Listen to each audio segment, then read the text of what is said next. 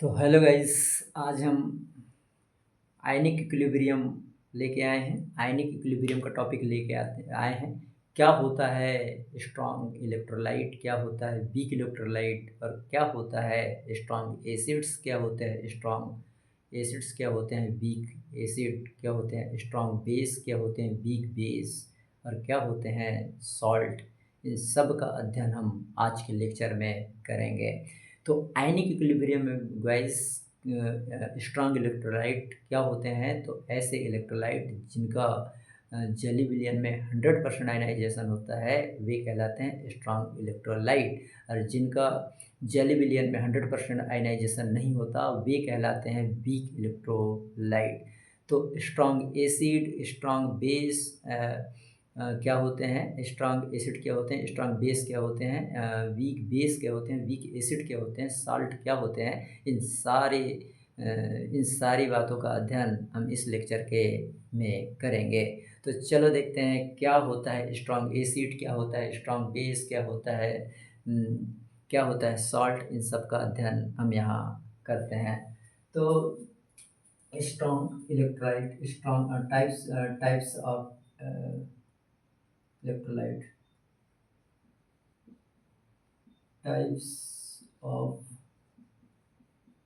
electrolytes, types of electrolyte. आज हम देखेंगे टाइप ऑफ इलेक्ट्रोलाइट। आज हम देखेंगे टाइप ऑफ इलेक्ट्रोलाइट।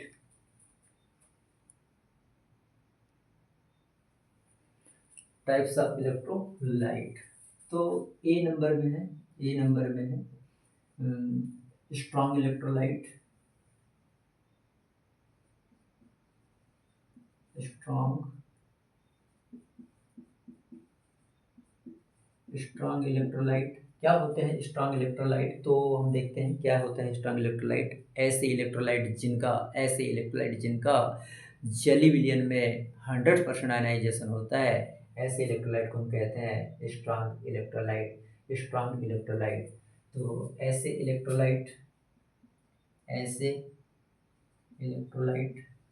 ऐसे इलेक्ट्रोलाइट जिनका जली विलयन में जली विलयन जली विलयन में 100% आयनाइजेशन होता है, 100% आयनाइजेशन होता है, 100% आयनाइजेशन होता है, वे कहलाते हैं स्ट्रॉन्ग इलेक्ट्रोलाइट। तो ऐसे इलेक्ट्रोलाइट जिनका जली विलयन में 100% आयनाइजेशन होता है उनको कहते हैं हम लोग स्ट्रॉन्ग इलेक्ट्रोलाइट। ये ध्यान देना है, स्ट्रॉन्ग इलेक्ट्रोलाइट कहते हैं।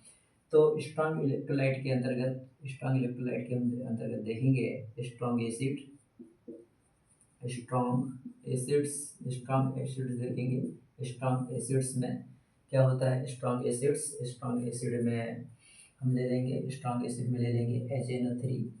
HNO3 हो गया, H2SO4 हो गया, ये एसिड है, HNO3 एसिड है, स्ट्रॉन्ग एसिड है, H2SO4 स्ट्रॉन्ग एसिड है, HCl, HBr, HI, ये जो नाइट्रिक अम्ल जो है, नाइट्रिक अम्ल हो गया, H2SO4 हो गया, HCl हो गया, HBr हो गया, HI हो गया, ये स्ट्रॉन्ग एसिड कहलाते हैं।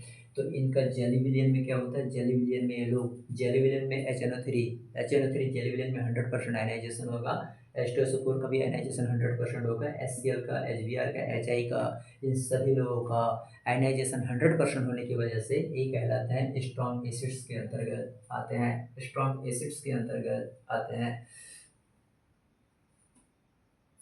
स्ट्रॉन्ग इलेक्ट्रोलाइट के अंतर्गत होता है स्ट्रॉन्ग बेस देखेंगे, स्ट्रॉन्ग बेस देखेंगे, स्ट्रॉन्ग बेस देखेंगे स्ट्रॉन्ग बेस।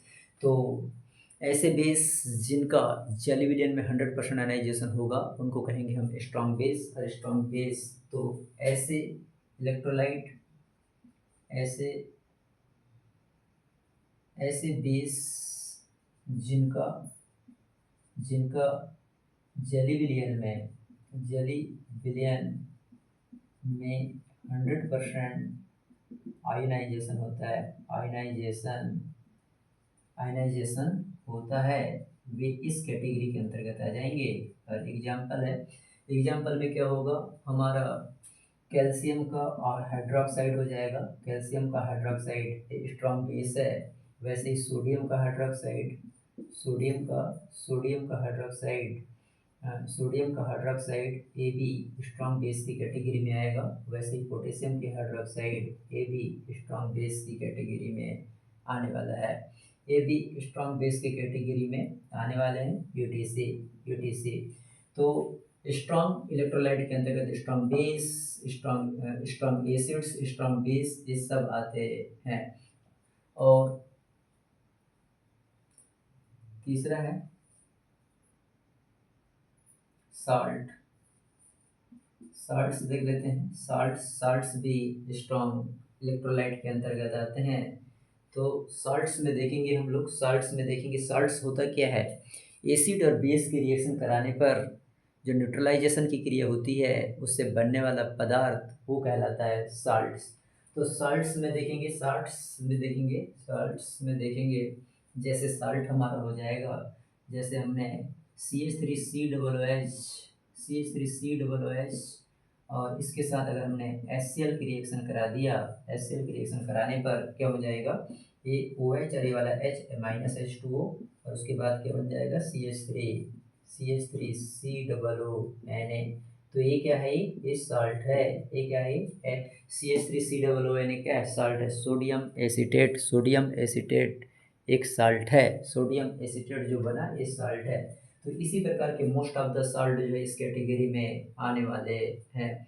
वैसे ही मैं साल्ट एग्जांपल यहाँ पे NaCl साल्ट की बात करेंगे, NaCl साल्ट की बात करेंगे हम लोग, KCl साल्ट की बात कर सकते हैं, सोडियम क्लोराइड साल्ट की बात कर सकते हैं, पोटेशियम क्लोराइड साल्ट की बात कर सकते हैं जो स्ट्रॉन्ग इलेक्ट्रोलाइट के अंतर्गत आएंगे। अमोनियम क्लोराइड हो गया, अमोनियम क्लोराइड साल्ट हो गए, तो सभी इस कैटेगरी के अंतर्गत यहाँ पे आते हैं। तो salts, strong base, strong acids, इस सभी का जली विलयन में, इन सभी का जली विलयन में 100% आयनाइजेशन होता है, इसलिए ये स्ट्रॉन्ग इलेक्ट्रोलाइट की कैटेगरी में आते हैं। Strong acids, strong base and most of the salt, इस सभी इन लोगों का, इन स्पेसिस का 100% जली विलयन में 100% आयनाइजेशन होने की वजह से ये स्ट्रॉन्ग इलेक्ट्रोलाइट की कैटेगरी में आते हैं, स्ट्रॉन्ग इलेक्ट्रोलाइट की कैटेगरी में आते हैं।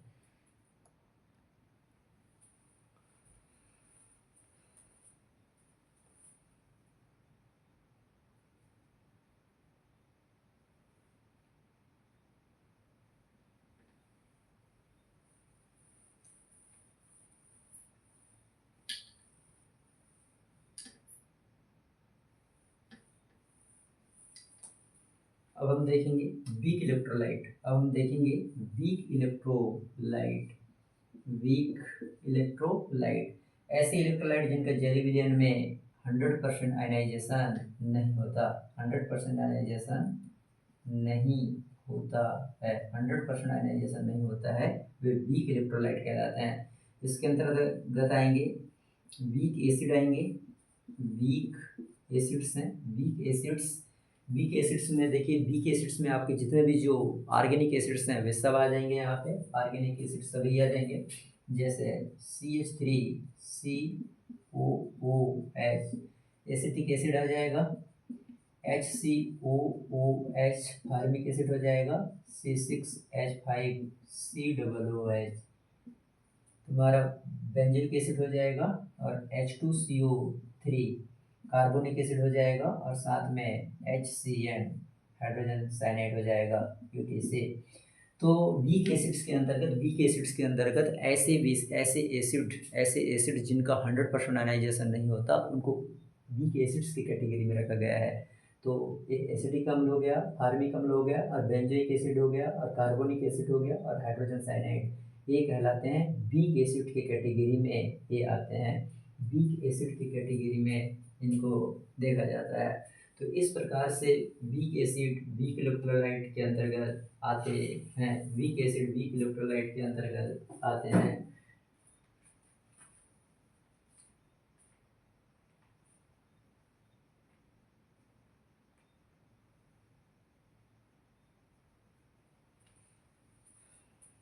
वीक बेस देखेंगे, वीक बेस, वीक बेस ऐसे 20 ऐसे क्षार जिनका जली विलयन में 100% आयनाइजेशन नहीं होता।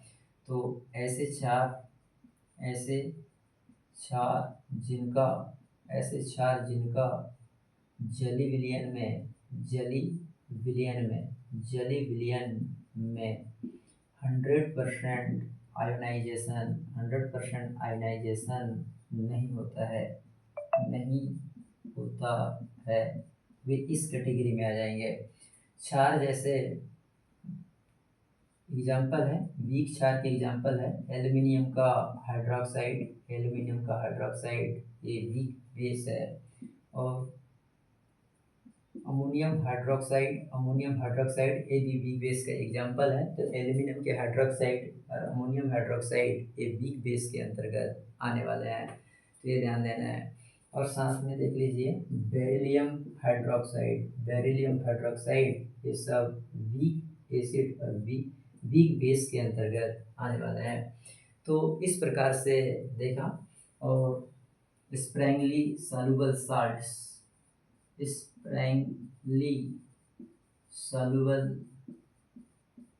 साल्ट अल्प घुलनशील लवण भी इस कैटेगरी में आ जाएंगे।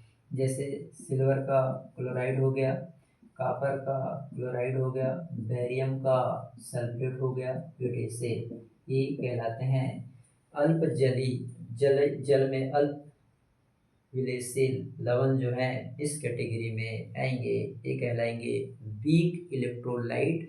ऐसे इलेक्ट्रोलाइट जिनका जली विलयन में किसी प्रकार के जली विलयन में एक कम आयन प्रोड्यूस करते हैं, इसलिए इनको वीक इलेक्ट्रोलाइट की कैटेगरी में रखा गया है।